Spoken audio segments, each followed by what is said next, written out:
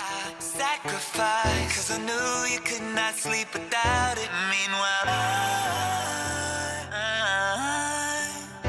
I loved you. You were my girl. See, I thought the world of you. Oh, baby, baby, you don't have to call. It's okay, girl. Yo, what's going on, world? This is your boy Najee from RapRadar.com. And today, man, we got a special, might be an understatement. I always like to use special guests, man, but this brother right here, man, he doesn't even need much of an introduction, man. Let's get straight to it. I got my man, Mr. Nick Cannon. What's going on, baby? Salute, King. How you? Life is good, man. What's up with you, man? Man, you know, same old soup, just reheating it. I like that. I'm dropping bars already. I like that. Yo, so listen. This Wildin' Out thing, man, that you built and created, like, This is, things like they said, it's the second longest running show in MTV history. Yeah, and the longest running hip hop show in all of TV. Man. Beat Def Jam and all of that type of stuff, just because it's just, we've been on for so long. I think we're going into our 200th episode in this next season. Wow, man. Yeah. Did you have this vision of everything, like, coming up? Like, looking back, like, did Nick have this kind of vision for the show? Man, I think even my vision went beyond. I mean, and you'll see in kind of a few of the verticals that we getting ready to introduce. It's just like, I always wanted to have like a Wildin' Out school. You know what I mean? How they have the groundlings, the Second City improv schools that a lot of your favorite comedians come from. Felt like, yo, why wouldn't we have an urban improv school, a hip hop improv school? So, you know, we're building some curriculum right now to even start in public school systems, but then also like, you know, theaters and stuff, and then you know we got the sports bars now. We got the tour, you know, the board games. Like we really going there. So it's I saw all of this when I was first starting out, you know, over a decade ago, and I was just like, yo, this could be something really for the culture, and that's what it's turned into. Crazy, absolutely. But like, even just it being for the culture, like you personally have kind of giving so many Black urban people like a platform to kind of launch, man. Like, how important is that for you? Just, you know, that part of it. I mean, that's what it's all about. To eat, you know, each one teach one, reach one. You know what I'm saying? Like, and I really feel like too much is given, much is required. And when you placed in a position like that's when I first created it. I created the show when it was people didn't know who D. Ray Davis, Cat Williams, Kevin Hart, they Afion. They didn't know that cat was on there. They didn't know none of those cats. Then I was the guy who was kind of getting the opportunities in the comedy club. So I just rented out the whole comedy club and said, yo, we gonna shoot something for my team, for my friends to shine. Right. And that's what it was. And you know, from there, they all, you know, blew up, and now they feeding people. You know what I mean? They bosses. So it's the same. This new generation is doing the same. So it's a constant movement that we need to create, just even within our own community. That's fire, man. Like I said, Wild, it's so big. Like my mom watches Wildin' Out, bro. She the most religious lady on. That's wild. Shouts out to moms. Yeah. Yo, but like, you know, Wildin' Out, when y'all are on, y'all going in, right? Like we throwing these jokes, we getting at people. I seen recently y'all had the whole Azealia Banks was mad at you, Nick. Yeah. What's up with that? Like she talking about like, man, y'all throwing colorist jokes at her. I mean, y'all gonna see, cause you know when I let the public decide for themselves what they believe, but at the end of the day, we build a platform and a stage for people to come and show a side of themselves where they don't take themselves too seriously. And they show that they could have fun with themselves and be vulnerable and be cool. And I think that's why people love the show so much. You get everybody from Kanye to Tiger to whoever, and they come on and we show that and she came on, and I mean, that's the thing too, like she came on from the beginning to the end and she was involved the whole time, but I think, you know, certain people put batteries in their back, you know what I mean, once they leave and stuff, which I understand. Was she wilding there though? Cause like, I think, I mean, honestly, I felt bad for her more than anything. I mean, like the father in me took over, man. Like there's nothing, I would never want to see, you know, a young lady cry, you know what I mean? So I kind of put my nurturing hat on in the moment just to make sure that she was all right. And she said she was all right, you know. But I think probably, you know, when you get your team around you and, you know, all your fans and followers, and, you know, you got to you gotta put a little gasoline on it. You know what I'm saying? So I mean, it is what it is. I salute her. I respect her, and you know, I told her, you know, we had a long conversation, you know, backstage as I was kind of trying to build her spirits back up. I was like, yo, we want to highlight you. You know what I mean? And the way you do it is to go out here and show these people that, you know, you're a normal person. And I think it worked for the moment, but she probably, you know, again, like I think it's still gonna be a good episode at the end of the day. Well, we waiting for that. Yeah. I think it's gonna be a good episode. That you know, I got nothing but love for her. I mean, again, I think people get on this social media and they get to yapping, like getting at you on socials. It pretty much, that's what it exemplified more than anything. Like, she's a nice, sweet young lady in person. You know what I mean? And very vulnerable and very tender. So I think it might have been a little bit too much for her because we're so used to her persona as who she is online. Right. You know, you put that phone in front of you, you know what I mean? It's a whole different movement when it's, you know, 1,000 people right there. So it's a little different. Yeah. All right, I feel like. So now, well, you mentioned already first the Wildin' Out, the restaurant that got popping in Miami. That's big talk, man. Like, that's our first one. That's our first one too. Damn. We did South Beach right on Ocean, but then after that we do San Diego is our next one. Hollywood, Atlanta, and New York. So hopefully by the end of the year we have like a half a dozen Wildin' Out sports bars and comedy arcade spots all over. So it's working out well, man. It's gonna be major. I feel like, man, you just out here with the investments. I know you like Mr. Nickelodeon, bro. You got I'll never stop being that guy. The kids checks keep coming. Like, so you hosting the Teen Choice Awards. Right. Like, you've been in this space where like you getting this white people money. Like, I don't even know how you transition into that. That's a crazy transition. Like, how? It's you know, all the money's green, and it's been that way since I was green. You know what I mean? Since a kid, to where like that's kind of where it started. I mean, I think one of the things that I actually possess is the ability to connect with all people. You know what I mean? And the way you do that is you stay authentic to who you actually are. Yeah. And so, you know, I'm a father. You know, so I have children. You know what I mean? And I've been, you know, in that space of Nickelodeon since I was a kid. So I still know how to maintain and speak to that audience. But then at the same time, you know, I know how to talk to a middle America audience in a big way as well, just because I've been doing that forever too. So to be able to host it, but still stay true to my hip hop and artist roots is something that always, it is just what it is. Right. Yeah. I mean, like, you know, we see that on public display. Obviously, you got the NBC, you was on America's Got Talent. Yeah. And then, like, we seen the whole thing where it was just like a transition between, like, you know, I saw the post on Facebook where it was like, I guess they felt like you were denigrating the brand, they said, or whatever, but you was kind of like, even you spoke about it on the tape, like, yo, I'm not gonna let them play me. I'm not gonna let NBC play me. Yeah, nah, they made a bad move. You know what I mean? I think they regret it at the end of the day, especially for the culture. You know what I mean? I think a lot of people, and it was more like a mentality where no one wants to be treated like they're lesser than or told what to do, like, or pushed around as an employee by their boss. And I'm like, yo, you can't fire a boss. You know what I mean? Like, I'm one of those people where I'm not gonna allow you to tell me how I can conduct myself or display my art. Right. And that, at the end of the day, you know, I didn't even want to get too much into the race aspect of it, or people just not culturally understanding, but it's always a little bit of that in Hollywood, and you gotta at times be able to stand for something, you know what I mean? And I'm a man of character, so no matter how many millions of dollars you throw my way, I'm not gonna let you control how I move, especially when I'm not at work, you know what I mean? So it was easy for you to just walk away a couple million, like, yeah, you know what I mean? That's super easy, you know what I mean? It's funny, I always talk about, like, I learned from my big bro Dave Chappelle when it came to that type of stuff. Right. To where I was on tour with him when he was, you know, exiting out of Comedy Central, and just his principles that he was standing on. And the thing, like, Dave walked away from a hypothetical. It was hypothetical 50 million. Mine was real M's, like, that I haven't been getting. So to walk away from, you know, 8 figures is one of those things where you got to really be solid in what you do. You also, your bank account got to be solid too. Yeah. You know what I'm saying? I always tell you, for you to walk away from 10 million, you got to be able to have 10 million. You feel me?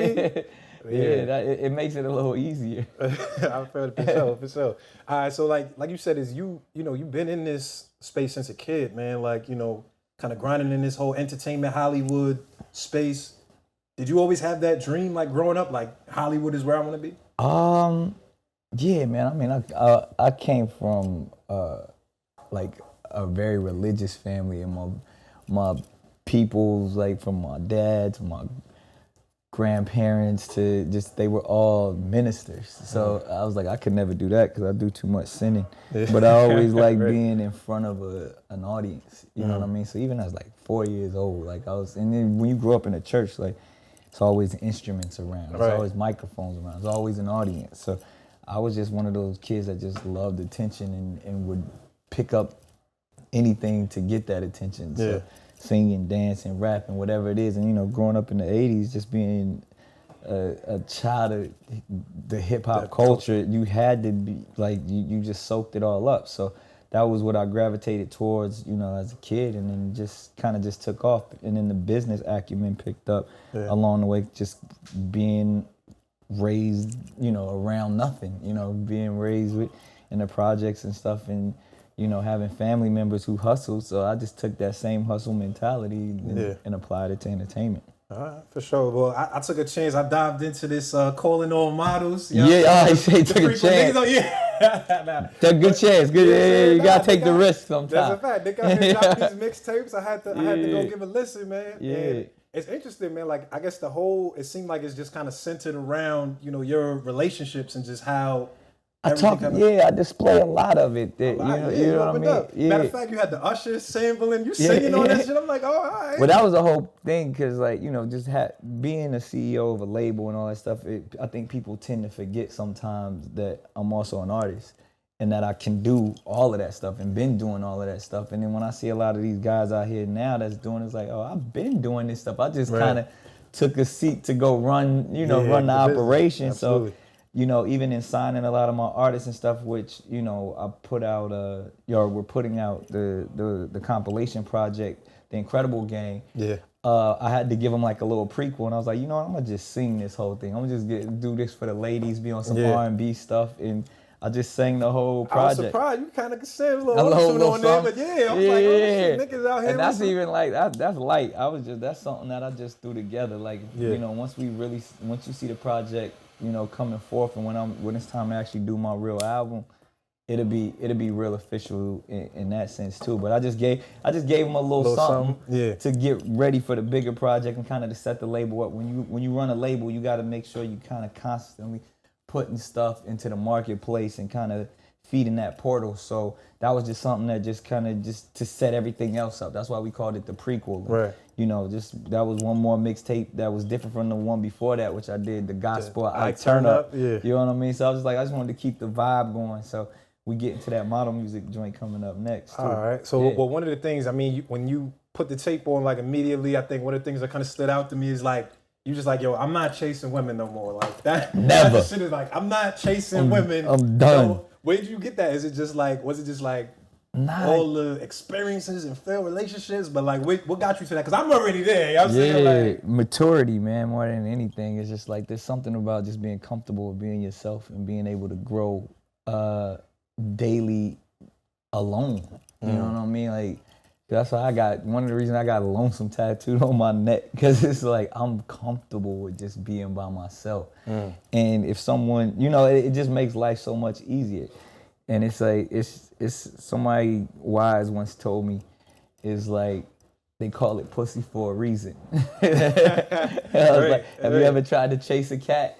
Right. You'll never catch it. You'll never catch it. But if you sit still, it'll come purring to you. I'm gonna use that on my life. Yeah, that's free game. Write that down. You can take those jewels with you right there. I like that. You know what I'm saying? But it comes out of that way to where, especially, I mean, obviously I've probably been blessed enough in my lifestyle that I've experienced, you know, a lot of strong, powerful women, and just watch how they move. I get my game, I get my savageness from them. You know what I'm saying? Listen, first of all, we're going to put it on record that you probably have one of the most impressive resumes out of I don't know about all that. You hold up, because I listened to this Last Call record. Oh yeah. I mean, you out here talking and explaining the situation. It's my life, man. That's a fact. So we gotta hold up. All right. So you used the phrase Fearless Romantic. That was like I got phrase. that joint tattooed on me somewhere. You got that? Yeah. Yeah, and it's real because a hopeless romantic is somebody, like, I'm not hopeless. Yeah. I'm fearless. Like, I'm not scared of nothing. So I'll jump into it even to this day. I'll say I'm not going to chase nobody, but I'm not afraid. You know what I mean? It's just like, and I'm willing to go all the way there because that's what women love. They love romance. So you jump into it with them.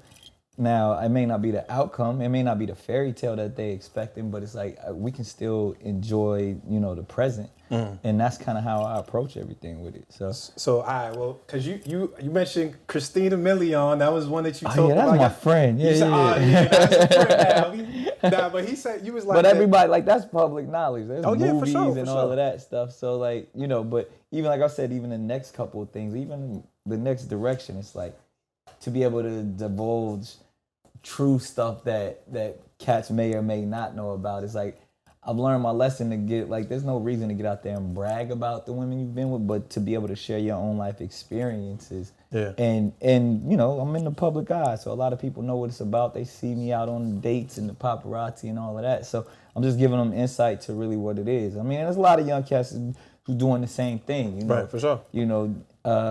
From whether it's the Drakes, right. or Young Breezy, like everybody, like, and I think there's nothing wrong with being, emotional and tapping into that side and being vulnerable. And as long as you're respectful with it, that's why I was having conversations yesterday, just even about, I made another statement. I was like, yo, I'm consistently a better man friend than I am boyfriend. Like, I don't know how. I don't know how to be a boyfriend. Well, what you mean by that? Like, I don't know what that is. Right. Like, I'm a man. Like, I don't really like the ideas and the concepts that come with being a boyfriend. I can't subscribe to. Like, I don't know what that is. Like, I remember when I needed to be a boyfriend. Yeah. You know what I mean? Right. Like, I remember those days. That's what you were shooting for. Yeah, like you wanted, like you needed that. You needed a girlfriend. You need, like, shoot, I've been saying since the Gigolo days, like, I need a girlfriend. Like, I'm not trying to be your man. It's like I'm never, even since a kid, I was never into that. Yeah. So it's like I'd rather just operate as a man, and if we only gonna be platonic, I'm cool with that. Like, I don't. Every woman got a vagina. Like, right. So it's like I'm not chasing that. Like, but I can be a solid individual for you, and you can take whatever you need to get from it. Yeah. All right. Well, I mean, it's interesting because, like I said, we listen, throughout the album, and you saying, on the next one, I'm gonna give y'all some more. Oh yeah. That's what I'm saying. I'm gonna go in. Yeah. Right, this is just the beginning. This is the beginning. All right, it's just the beginning. Because our listeners, we love hearing shit like this. I listened to the Ike Turn Up, right? Yeah. I named a lot of names on that one too. That's what I'm saying. I'm diving in, and one of the things I felt like was interesting is you mentioned that, I guess it was like, you met Kim K on the set of Moesha. Oh yeah, man. First of all, this has never been a secret, man. I've as a kid, and even still to this day, like, I worship Brandy. Yeah. like you stalking on the set. Like, yeah, like I was I used to creep on the set of Moesha like as like an extra. Like, Boats and you in the background. Yeah, like word. Like, to me, she's like truly one of our treasures, man, just based off of her talent level and just her spirit. But then so that I was a kid, but so as I was in that situation, I started, I was creep mode, doing probably. And it wasn't even, I think it was just a timing thing, you know what I mean? Because didn't nobody know who Kim was at that time. She was literally the stylist, and I was like, yo, shorty, all right. Right. And then from there. Because now we know the Kardashian name and all that. Like, I always tell people, I was like, yo, I introduced Kim to Kanye. Like, which is still kind of, That's kind of crazy. Yeah, but it's like, and I don't even know if they would give me credit for it, but that was definitely, like, I remember the day. Like, it's pictures and stuff to was that your girl or was that your man friend? That was well, yeah. I was a friend. And I was a man. Right. Like, but I remember it was a night. It was me. And there's pictures of this night. It was me, her, Paris Hilton, Lil' Kim, and we went to this, and Kanye came to the table, and I was like, yo, me, like, I was like, and, because Kanye was my man for a long time, and then probably not like a couple months after that, I had she threw me a birthday party for like my 26th birthday. I had a store on Melrose, and she decked it all out. Everybody, Nas, Quincy Jones, everybody, Kanye came through, And then I introduced him again, and obviously, You trying to put on? Or Nah. I mean, like it was But that just was the homie, yeah. I But feel you. again, like, and then from there, Kanye always bowed down. He's like, yo, man, you be having them. And I be like, yo, so it was what it was. I remember one time, cause Jay had that line.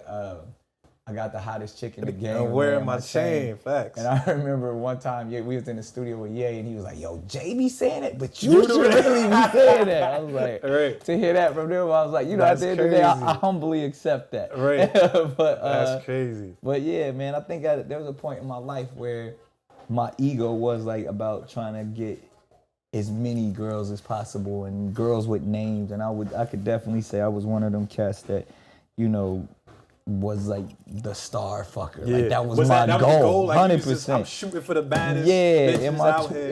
in my 20s, that's what I was focused on. But now I'm older, like that doesn't even. I don't apply to that no more. Well, like, I'm still in my 20s, and I'm out here shooting as you should. Steph Curry moves. As you should. Go ahead and do that. Like, Yeah. I'll sit back and be like, yeah, rumble, young man, rumble. It's there for you. Go ahead and get it. But I think now, just like I'm more relaxed. Now I'm still in it. Yeah. Still out. You're a veteran. Yeah. My game is a little more seasoned. You know what I mean? But how does, I guess, marriage kind of change your perspective on everything, right? Like you had an open public marriage with not just anybody. This is Mariah Carey, brother.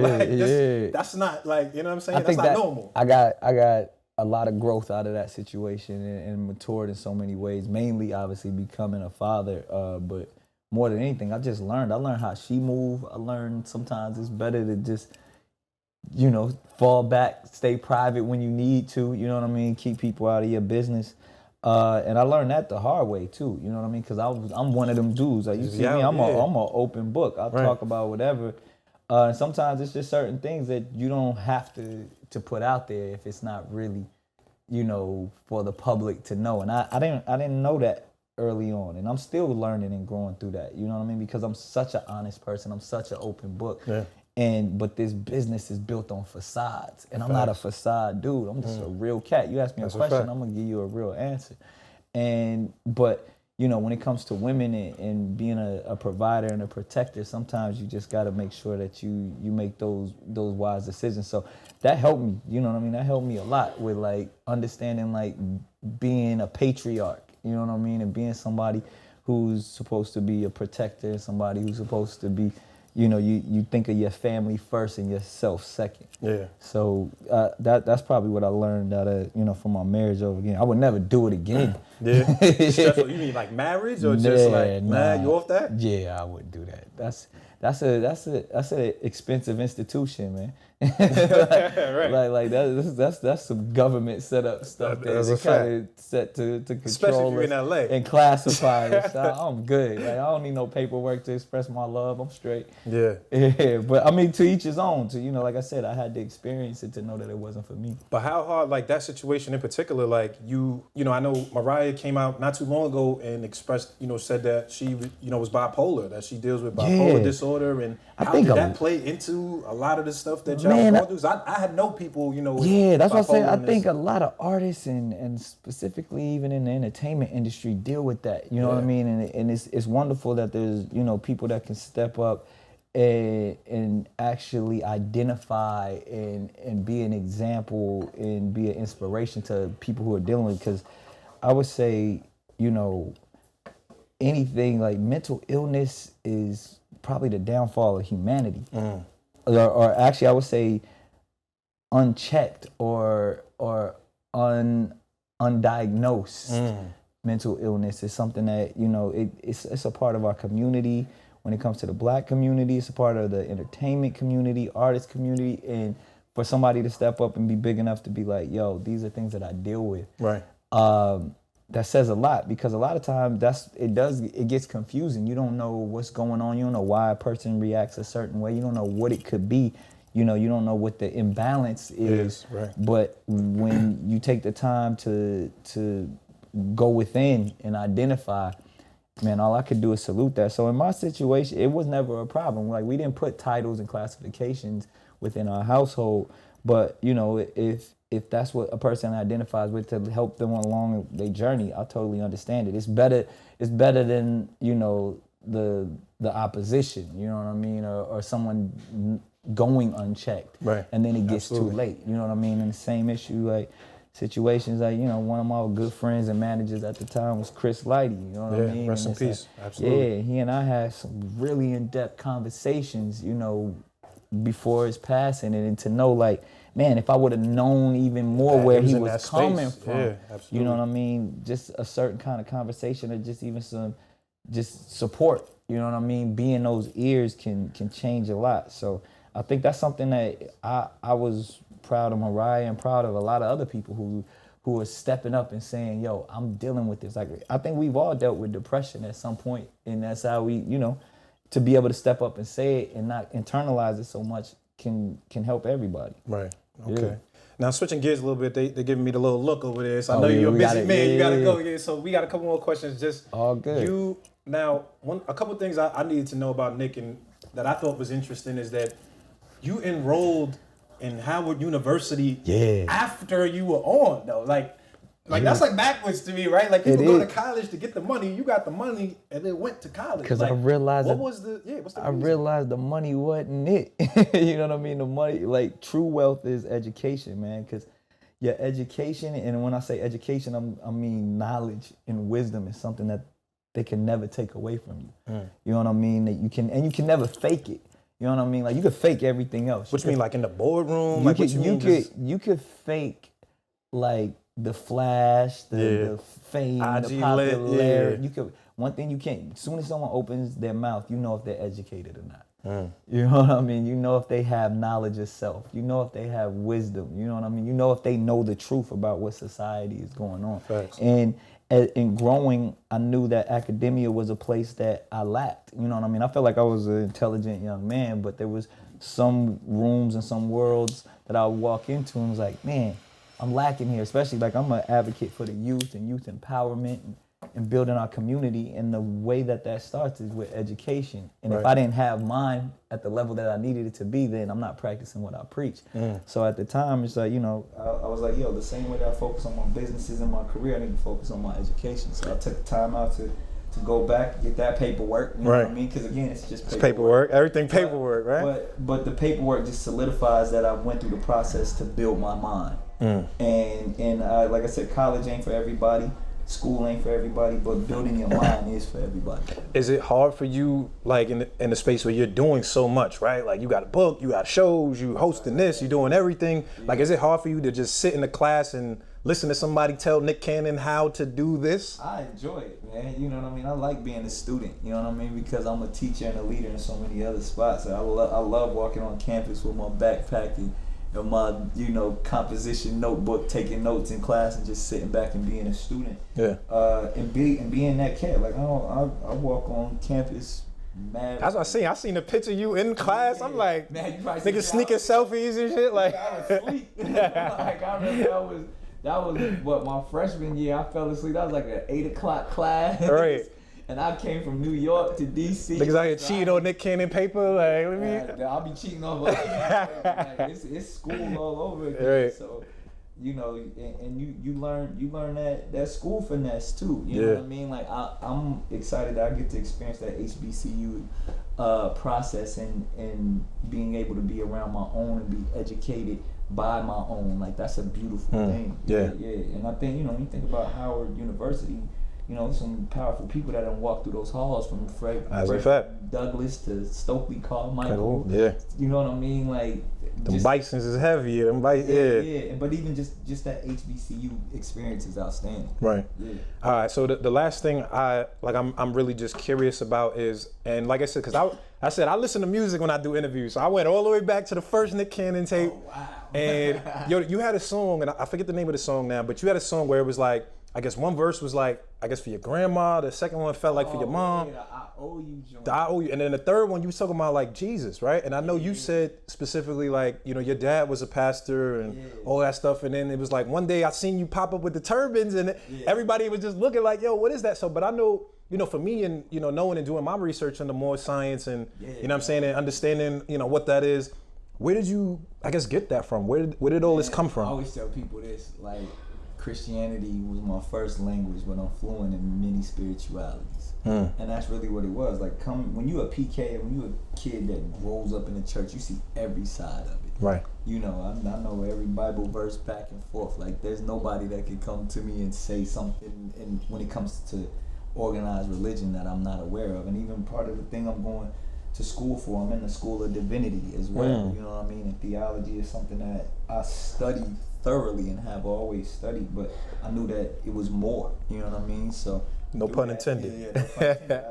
I got into Sikhism. You know, studied the Hindu spiritualities, as well as Islam, and and even when there's a few things that stood out to me in Sikhism, as well as the more science is really truth and inner truth and sovereignty. And when you think of, like, whether it's the turbans or even what those individuals represent, it's really building from within. And sovereignty means to be self-governed. You know what I mean? So that when you're self-governed, you're not moved by society. You're not moved by all the distractions that they put out there for you, which is fine, like, because distractions are meant there to keep the sheep tame. Facts. Insane. You know what I mean? But when you're a shepherd, you got to move a little bit differently, and that's more science teaches that.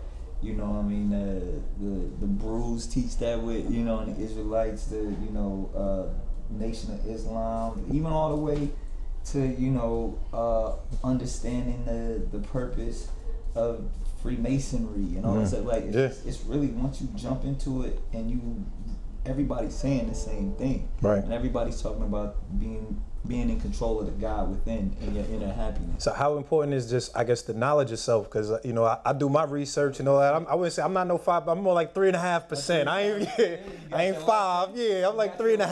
Yeah, you know what I'm saying? The mathematics and shit. You know what I'm saying? But that's real. You know what I mean? It goes back again. Like, all of that stuff is true science. You know what I mean? When you think about what science was, and the people who were the scientists of those days, they studied everything from the stars to the cells to the cosmos, and they had a different understanding. And when you can tap into that fifth dimension, you know what I mean, more than just actually what people spoon feed you and brainwash you with, you know what I mean, because that's what religion is set up for, is to control you.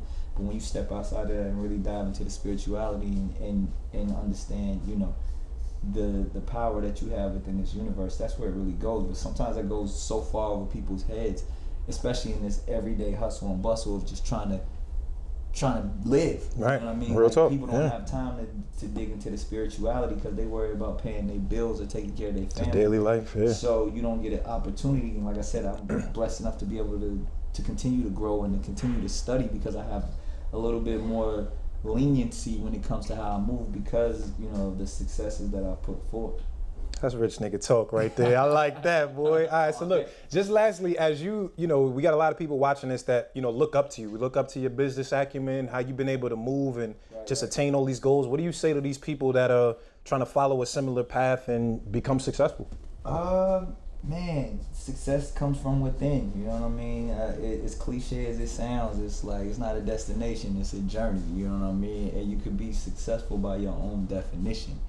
And understanding how to control your own life. So I would just say, like, I always tell people that, one, you gotta be a self-motivator first, you know what I mean? Because there's so many haters out there that if you just sit around and listen to the hate, like, it'll tear you down. So you gotta build yourself up. You gotta speak to yourself in that mirror every morning, right? And talk about your greatness, talk about your power, talk about your inner God within you. And then once you got the self-motivation, you got to apply that to self-generation. And that's being a generator. You know what I mean? Not sitting around waiting for somebody to give you an opportunity, but generating your own opportunities. And like, generators provide light. You know what I mean? Absolutely. They provide electricity. You know what I mean? Everybody want to be the plug. Now I'm the generator. I like this nigga dropping gems out here today. What you with the plug go into? All right. Okay. I mean? The outlet. Yeah, I mean, yeah, that's a fact. Generator. You got to be the one that's generating energy. You know what I mean? Because that's really what it's all.